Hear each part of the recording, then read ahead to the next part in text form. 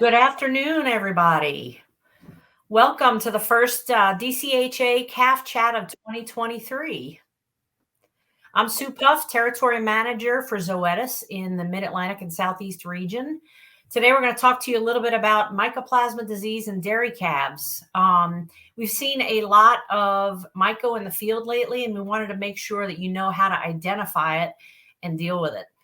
At the end, we're also going to talk about an exciting new product for prevention of myco from Zoetis.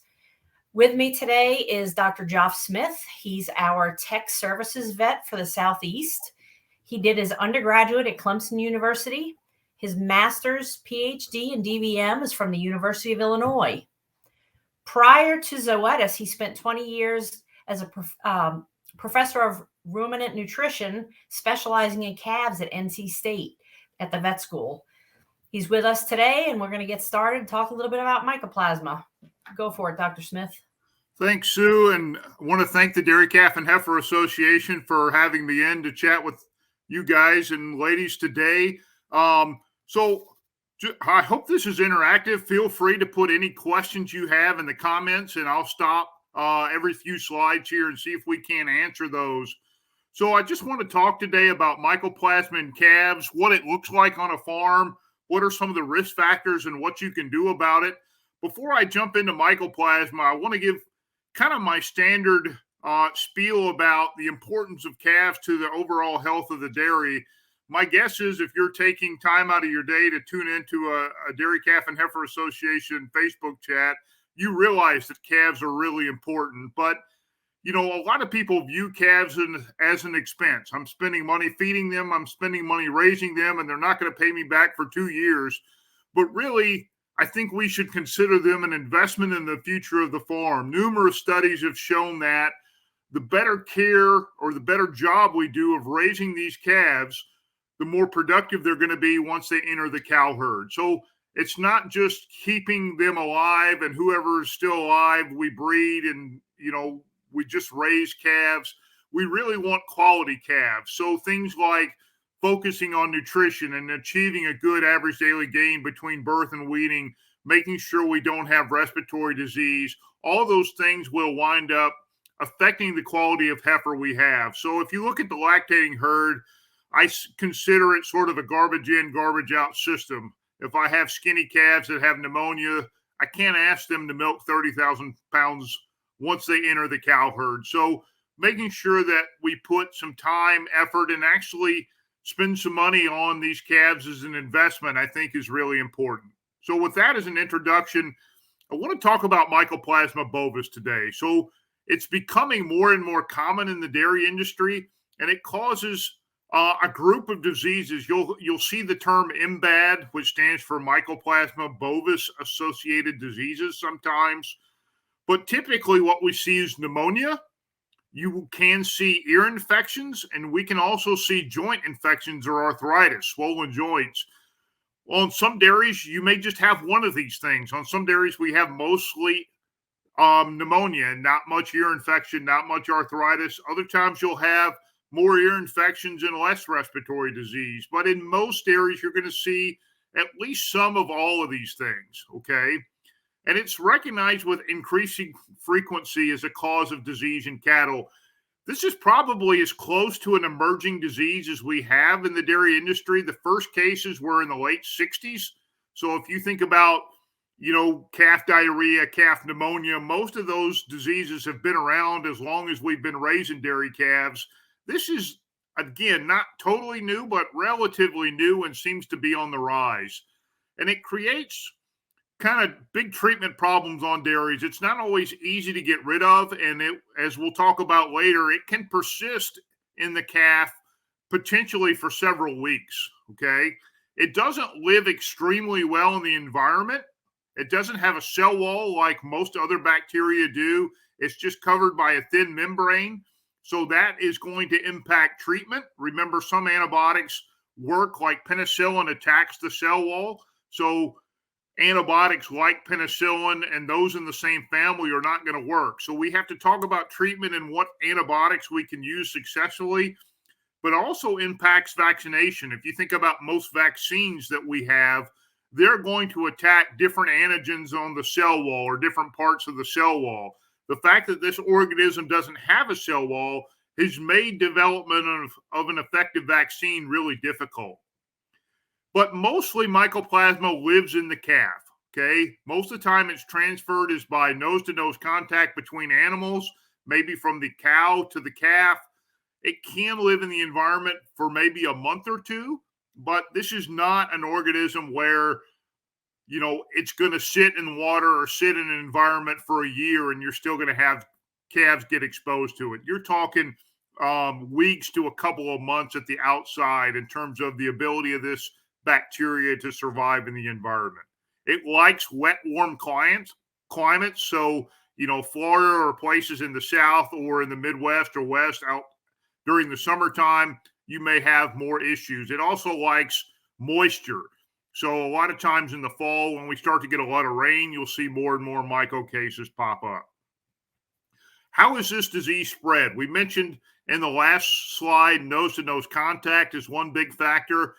It also can be shed in milk. So you will also know Mycoplasma as a potential cause of contagious mastitis in dairy cows. So if you have some Mycoplasma in the cow herd and that gets into the milk, that's certainly one way it can be spread to calves. Again, it can live for short periods of time in the environment, and we know stress can trigger disease. On some dairies, we may have Mycoplasma exposure all year round, but we only have clinical disease during maybe times of the year where the temperature drops, or here where I live, fall and spring, where it's warm during the day and cool at night, we get a lot of pneumonia during those periods of the year. Maybe around weaning. Okay, so you wean calves, you take them off milk, you move them into groups, and you'll suddenly trigger Mycoplasma just from the stress of all that. So there's different ways that we focus on trying to limit stress and make sure we can limit the number of calves that get pneumonia. But even in other herds that minimize nose-to-nose contact, that don't necessarily have any exposure through milk, we'll still have problems with Mycoplasma sometimes. So there is a study out of Australia where they've shown that a certain number of these calves actually probably carry Mycoplasma bovis their whole life. In that study, they were able to go to a herd that had some Mycoplasma, and in a small number of calves, they cultured positive at weaning, at breeding, and into calving with the same Mycoplasma. So we need to do more research, but there is a school of thought that says even if you don't have Mycoplasma mastitis, you may have maybe 1 out of 50 or 1 out of 100 cows that are chronic carriers of Mycoplasma. During the birthing process, they may expose their calf, and then that calf can go expose other calves. So we have herds where, you know, we're all in, all out. We don't have Mycoplasma in the cow herd. We're feeding only milk replacer. We're doing a very good job with hygiene. We really can't figure out how Mycoplasma bovis is transmitting, yet we continue to have problems with it. So this is something we don't fully understand, but maternity pen is another possible place where Mycoplasma bovis is spreading. Okay. What kind of disease do we see with Mycoplasma? Again, pneumonia. You'll see a lot of chronic cases. You'll see animals that you've treated, you thought they were better, and then suddenly a week or two later, they get sick again. Sometimes you'll see calves with pneumonia that also have droopy ears or maybe a swollen joint or two. But unless you see the whole package together, a lot of times these Mycoplasma calves will look like every other calf with pneumonia that you're used to seeing. There's nothing really clinically about these calves that have Mycoplasma to differentiate them from, let's say, a Pastorella or a viral pneumonia. They just look like they're sick with respiratory disease. So a lot of times we have Mycoplasma in a herd, but we really don't appreciate it. We just know that we treat a lot of calves for respiratory disease. Let me stop there before I get into clinical signs and see if there's any questions so far. If anybody has any questions, go ahead and put them in the comments. And it looks like we have one. Do certain operations see M. bovis more than others? So I would say Group housed barns will probably have a very high risk for Mycoplasma bovis. That's not to say group housed barns are bad. There's certainly advantages to the ability to more intensively feed calves, but I think because they have constant nose to nose contact, they're using the same nipple as other calves, that is going to increase our risk factors for exposure. So probably I would say, to answer that question best, group housing or individually housed calves that have nose to nose contact with their neighbor is going to tend to be the highest incidence of Mycoplasma bovis. It looks like we've got no other questions at this time. If you want to go over clinical signs. So clinical signs, again, there's not a lot that's going to differentiate this from other causes of pneumonia. You're going to see calves with runny eyes. You're going to see calves with nasal discharge. They'll cough. They'll breathe hard. Certainly, if you see calves that have droopy ears, calves that have swollen joints at the same time, we get very suspicious about Mycoplasma, but that may not always happen. Okay. You'll have some herds that don't really appreciate a lot of pneumonia. They just have ear infections.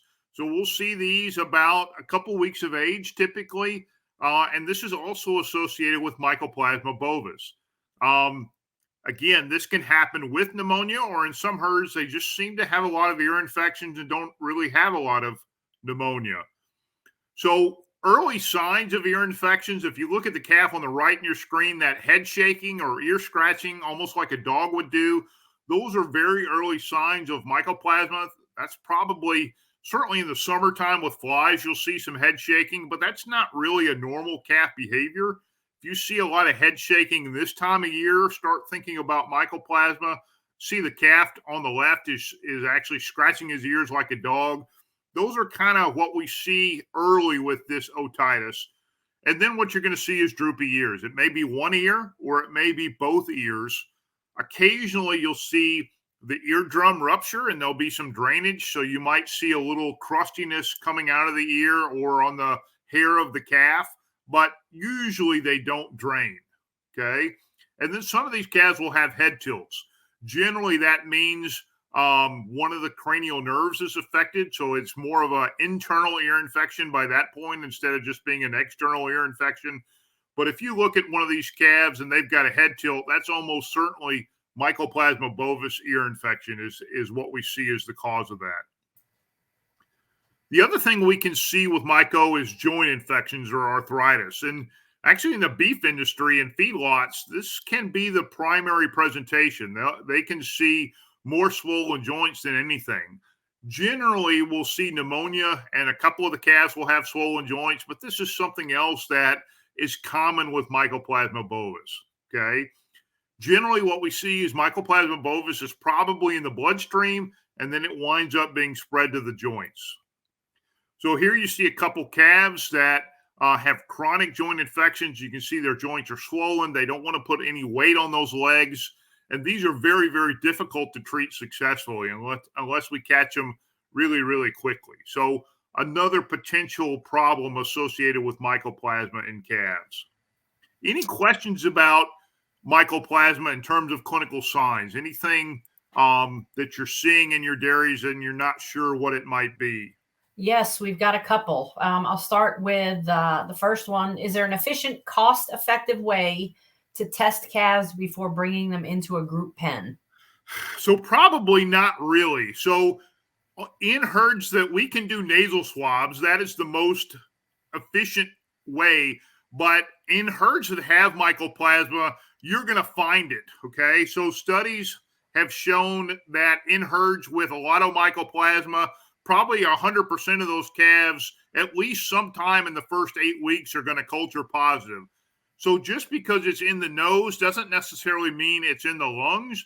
But if let's say I was going to buy a group of calves and wanted to know if they were infected with Mycoplasma bovis is not normal. So if I'm culturing it out of the nose, it's at least there. So you could potentially use that as a way to screen calves. internationally, they can use serology where they look at antibody titers.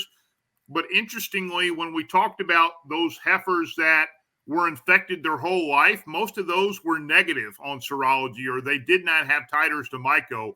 So we're not really sure how effective serology is as a way to screen calves yet. So good question, but there's really not an efficient way to screen calves yet.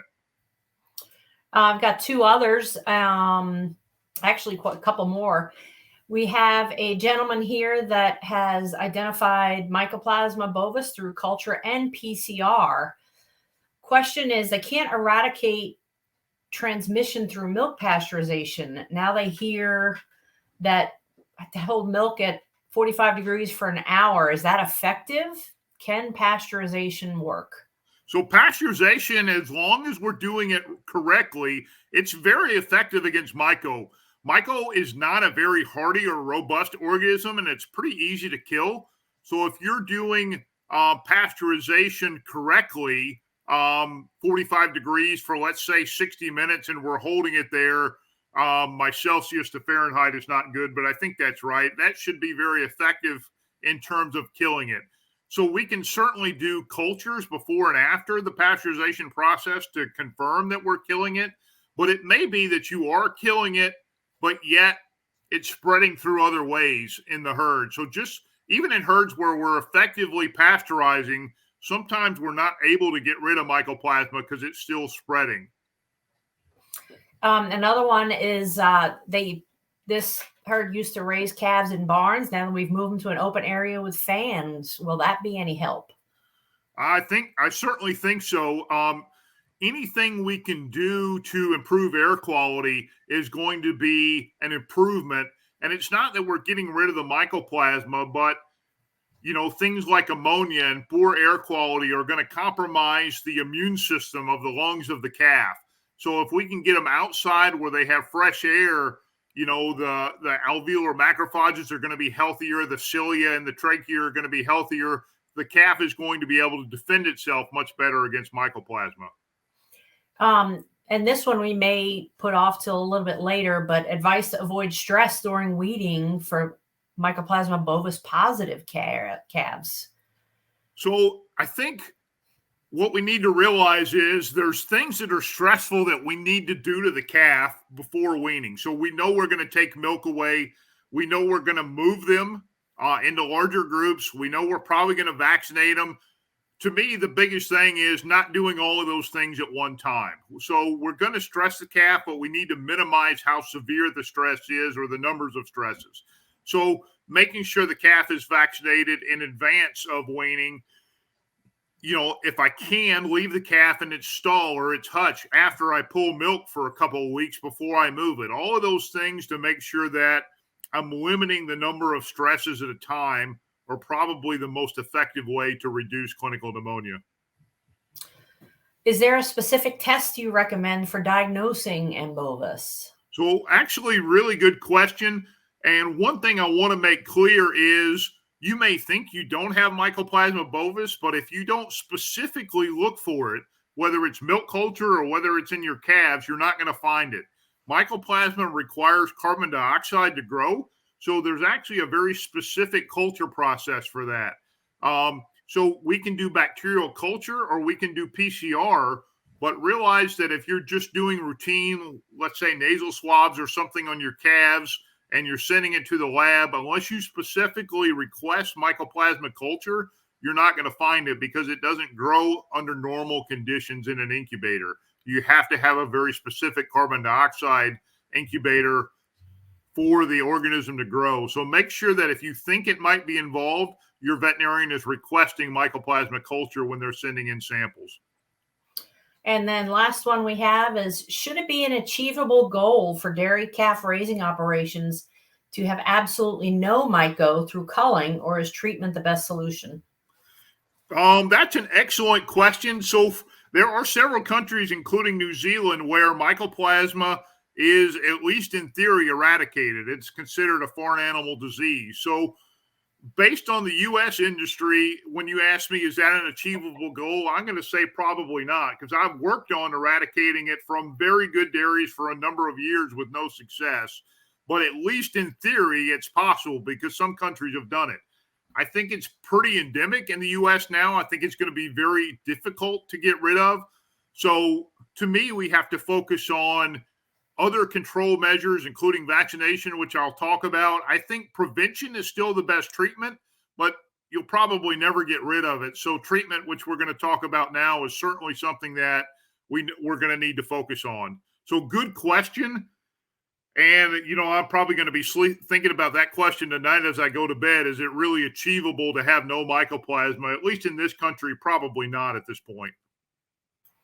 That's it for questions if you want to go on to treatment. All right, great. So again, remember from the introduction, we mentioned that mycoplasma does not have a cell wall. Remember, antibiotics like beta-lactams, so your Exceed, Exenel, penicillin, Polyflex in the United States, ampicillin, penicillin if you're international, or Sefti if you're, those are not organisms that are going to work effectively against mycoplasma. So we need to use something like tulathromycin or Draxxin that is going to attack a different part of the organism. These antibiotics will inhibit protein synthesis at the ribosomal level and will kill mycoplasma organisms. So the first part of treatment is making sure that I catch cases early, which I'm going to talk about on the next slide.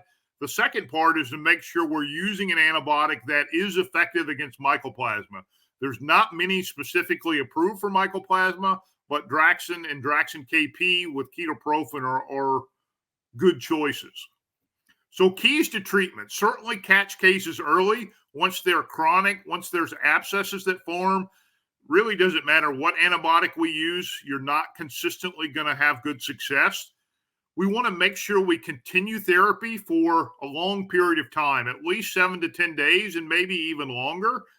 We probably need more research about ideal length of antimicrobial therapy in these calves. But there was a study from Austria that showed mycoplasma were able to persist for weeks after initial infection. They're able to evade the immune system, and they live in dead areas of the lung. So if we know mycoplasma is a problem, a lot of times I'll recommend longer treatment. So instead of one shot of Draxxin that lasts 10 days, maybe two that are 7 to 10 days apart, just so we have longer duration of therapy. And then once those calves seem better, because we have so many relapses with myco, make sure we're watching them really closely. Sometimes if we have pneumonia right before weaning and then you think the calf is better and they go outside and nobody's looking at them, sometimes they can be a mess and really chronic by the time we recognize. So really observe those calves closely, even if they appear to have responded to treatment. Just a few minutes about early detection. Most of you are aware of this, but there are different types of clinical scoring systems available. And using these will really help you identify calves with pneumonia early in the disease process. Okay. I'm going to talk about one scoring system briefly, but there's others out there. You can use lung ultrasound. We can do different things to try to recognize disease, but making sure that we train our employees to screen these calves is really important. Okay. So one system that's out there was developed at University of Wisconsin, and it basically is a scoring system that uses 5 different things. It uses the rectal temperature of calves, whether they're coughing or not, what their eyes look like. Is their eye discharge? Is it clear? Is it yellow? Is it crusty? What do the ears look like? And what does the nasal discharge look like? And again, we can have another calf chat, maybe explaining this in more detail sometime if there's demand. But using a system like this where we make sure we're recognizing disease early is really important. Okay. You can see this calf is breathing really, really hard. This calf is probably too late to really treat successfully. This calf has its neck extended, it's breathing hard, it's got one droopy ear. We really want to be able to pick up respiratory disease before calves get to this point. Okay. So the principle of using a scoring system 2 or 3 times a week is to make sure that calves don't get to this level without having received treatment before then. So have a good protocol in place for what to do. I am not a fan of just letting your employees choose whatever they want. I want to have a specific protocol in place. They know when they see respiratory disease, what treatment they need to implement. So we're going to use early and aggressive treatment. I think that we should consider use of anti-inflammatory drugs like ketoprofen to make sure we're reducing that lung damage. Studies have shown that this lung consolidation, which kind of means scarring of the lung tissue, is what causes these calves not to be as productive when they enter the milk herd. Some studies have shown up to 1,500-pound decrease in milk production just in the first lactation associated with treating these calves with pneumonia. So potentially using an anti-inflammatory, limiting that lung scarring, limiting that inflammation may help prevent some of that consequence later on. Probably need some more data about that. And then no matter what you're doing from a treatment standpoint, make sure you're monitoring this success or failure. Okay. Don't just say, I'm going to give these calves Draxin and never look back. Make sure that you're monitoring which ones are getting better and how often do I have to switch to a different antibiotic? How often are calves dying? So monitoring, keeping records, monitoring success or failure of therapy, I think is also really important. Any questions before we get into the last few slides on prevention? We've got one question, and it's about prevention and detection. If myco needs CO2 to grow, would it be beneficial to monitor air quality or gas levels to help identify potential myco growth in the environment? So I've never seen any research on the amount of myco in the environment correlated with good or bad air quality. I certainly think that it's worthwhile to monitor air quality in the barn just in terms of stress on the calf. For example, we know once you get over 6 to 8 parts per million on ammonia, we see more respiratory disease. The ammonia will paralyze the cilia, and you just are not defending the lungs very well. So I think it's always a good idea to monitor air quality in the barn, but I don't know that there's any correlation between poor air quality or high CO2 levels and having more mycoplasma, if that makes sense. All right. Last few slides on prevention, and then we'll get the rest of your questions. So how do we prevent this disease? What can we do about it? Certainly, one of the risks we see is feeding waste milk. Numerous studies will show case incidence is higher in herds that have high mycoplasma concentrations in the milk. So potentially using pasteurization to eliminate mycoplasma, culturing the cows and making sure we eliminate Mycoplasma bovis from the cow herd, or potentially just switching completely to feeding milk replacer are things that we can think about doing there.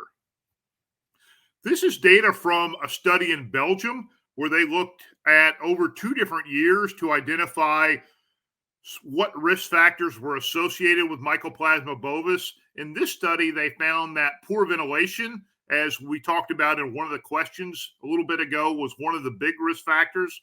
That probably is not necessarily encouraging myco growth.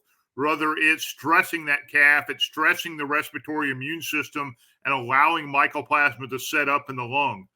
Group housing, like we talked about, was a big risk factor. Being housed next to a calf with clinical disease in that study was a risk factor, as well as being housed in a stall or a hutch where the last calf had mycoplasma. They also found that diarrhea seems to, a number of studies lately have found diarrhea in calves is a big risk factor. A lot of those calves have diarrhea at 10 days to 2 weeks of age, and then they have pneumonia at 4 to 5 weeks of age. We don't really understand the link. Are those individuals just more susceptible to disease?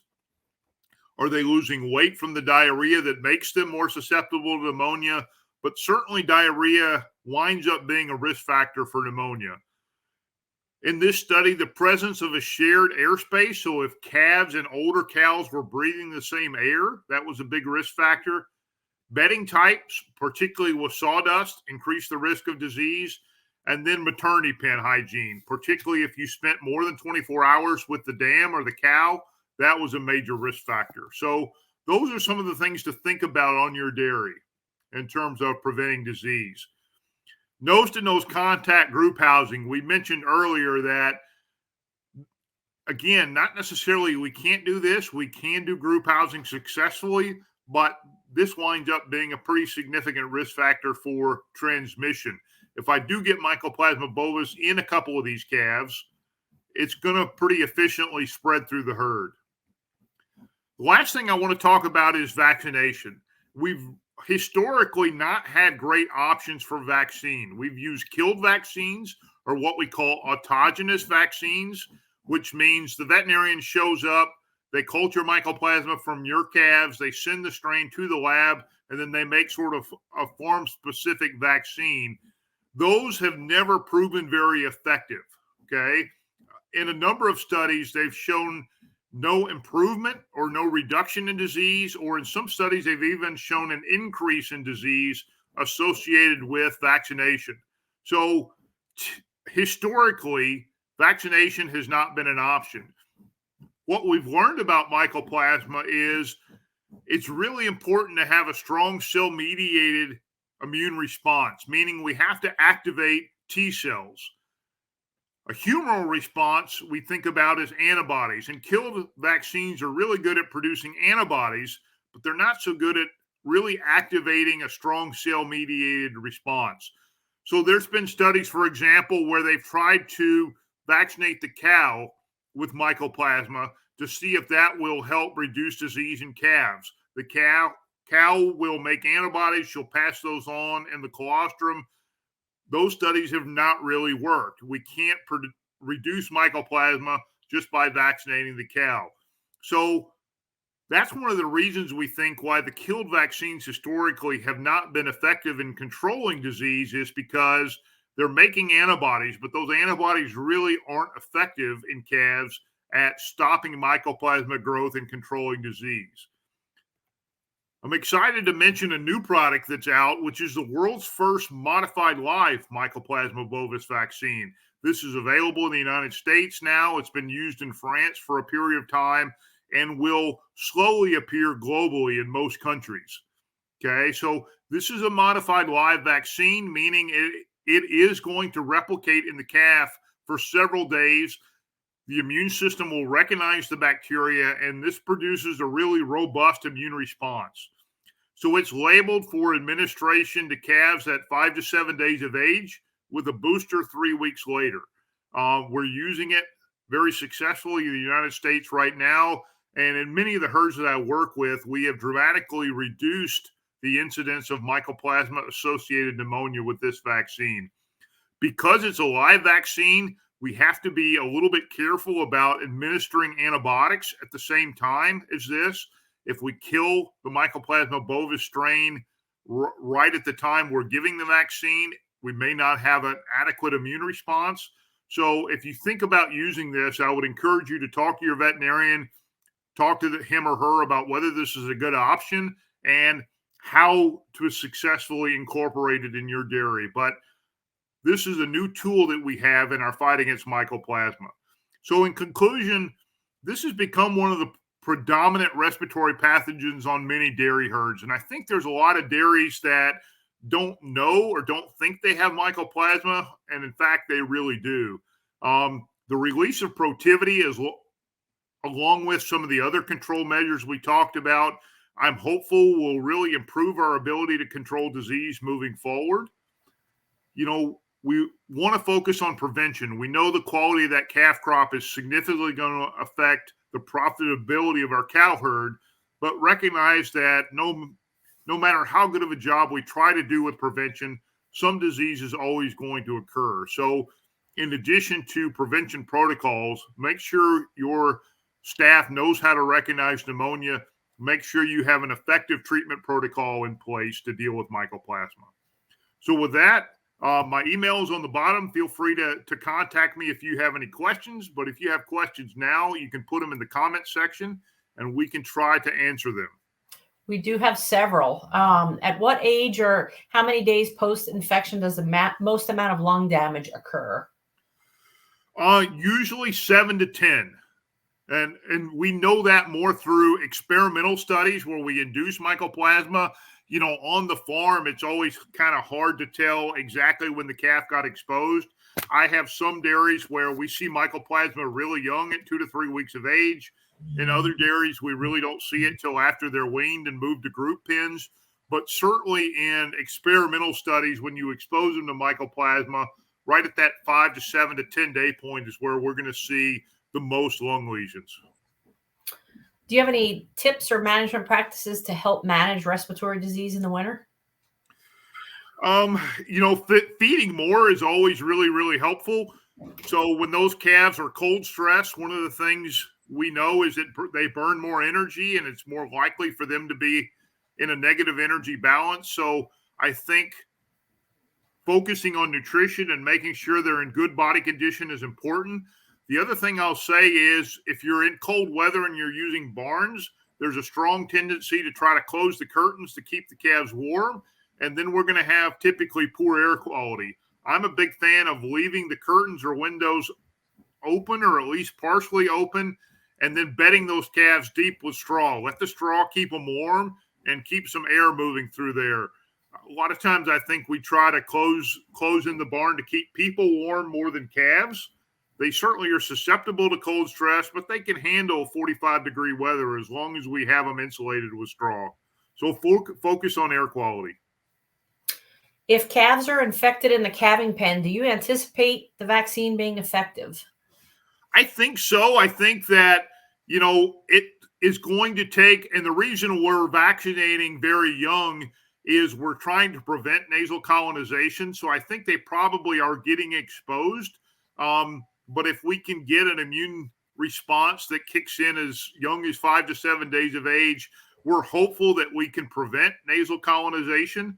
And certainly, if I have 1 out of 50 or 1 out of 100 calves that gets exposed and I use the vaccine, my goal is to make sure they don't get exposed or they have immunity before they get exposed. So even if I'm not able to prevent that one carrier animal from getting mycoplasma, if I can prevent the other 99 calves from getting it from that one animal, I feel like I'm going to be successful. So we've only had this vaccine on the market here since September of last year.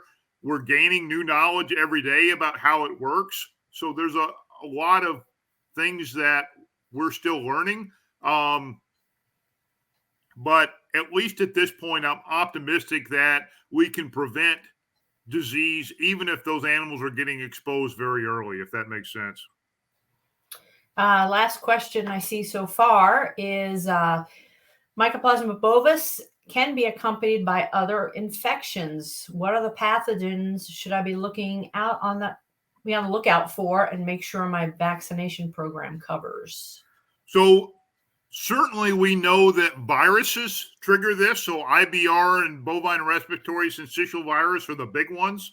So we certainly want to make sure we're using viral vaccines. I'm really a big proponent of an intranasal vaccine at birth, and then another one before those calves are moved, like Enforce 3.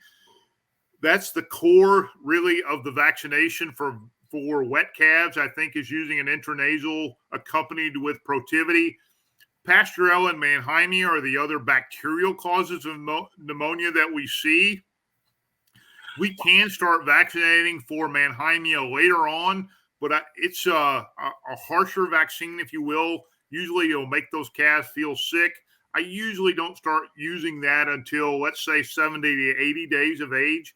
So if we're having a big problem with Mannheimia post-weaning, we'll use a product like One Shot or a Mannheimia vaccine before they move. But the viruses are probably the main thing in combination with Mycoplasma that I'm trying to keep under control early on associated with vaccination.